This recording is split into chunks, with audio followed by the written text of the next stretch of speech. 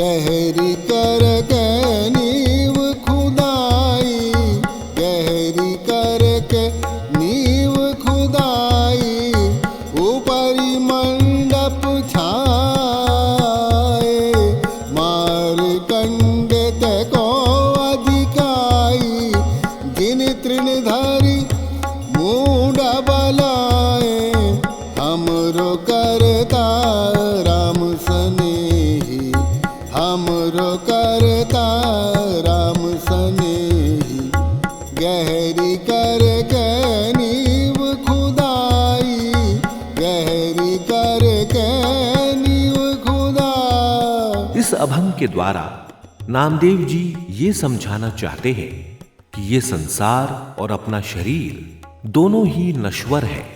हमारे जीवन के कल का हमें पता नहीं है कि हम रहेंगे या इस संसार से विदा हो जाएंगे। इसके बावजूद हम अज्ञानी जीव गहरी नींव खोदकर उस पर महल और अटारी बना रहे हैं, इस उम्मीद में कि हमें न जाने कितने वर्ष इस संसार में गुजारने हैं। जबकि मार्कंडेय ऋषि, जिनकी आयु पुराणों में हजारों वर्ष बताई गई है, उन्होंने कभी अपने रहने के लिए एक कुटिया तक नहीं बनाई। जब कभी बारिश होती थी तो एक तिनका अपने सर पर रखकर ही अपने आप को सुरक्षित समझने लगते थे। गहरी करके नींव खुदाई, गहरी करके नींव खुदाई, कहरने गर्भ करत हूँ, बिन सिजाई झूठी देही, मेरी मेरी कौरव करते, मेरी मेरी कौरव करते, दुर्योधन से भाई, 12 योजन छतरु चले था, 12 योजन छतरु चले था, देहि गिरधन खाई, गहरी करके नींव खुदाई।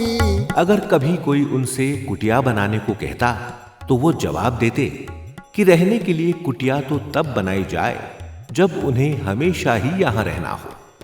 एक न एक दिन तो इस शरीर को इस मिट्टी में मिल ही जाना है, तब भला कुटिया बनाने से क्या लाभ। नामदेव जी कहते हैं कि कौरव, जिनका दुर्योधन जैसा बलशाली भाई था और जिनका 12 योजन तक साम्राज्य फैला हुआ था, अंत तो उनका भी हुआ, और ऐसा कि उनकी लाशों को कोई संभालने वाला भी नहीं मिला और उन्हें गिद्धों ने खाया। सरब सोइन की लंका होती, सरब सोइन की लंका होती, रावण से अधिकाई, रावण से अधिकाई, कहा भयो दरी बांधे हाथी, कहा भयो दरी बांधे हाथी, खिन मही भई पराई, गहरी करके नींव खुदाई, गहरी करके नींव खुदाई। सोने की लंका का स्वामी रावण, जिसके दरवाजे पर हाथी बंधे रहते थे, अंत उसका भी हुआ। जिसे वो अपना अपना कहकर घमंड करता था, वो सब किसी और का हो गया। दुर्वासा से ओ करत ठगुरी, दुर्वासा से करत ठगुरी, जादव ए फल पाए, कृपा करी जन आपने ऊपर, कृपा करी जन आपने ऊपर, नामदेव गुण गाए, नामदेव हरि गुण गाए, गहरी करके नींव खुदाई, गहरी करके नींव खुदाई। नामदेव जी कहते हैं कि एक बार यादवों के कुछ अहंकारी युवकों ने दुर्वासा ऋषि के साथ अभद्र व्यवहार किया था, उनका मजाक उड़ाया था। उनका हश्र क्या हुआ ये सारा संसार जानता है। वे लोग आपस में ही लड़ लड़कर मर गए और यादव वंश का सर्वनाश हो गया।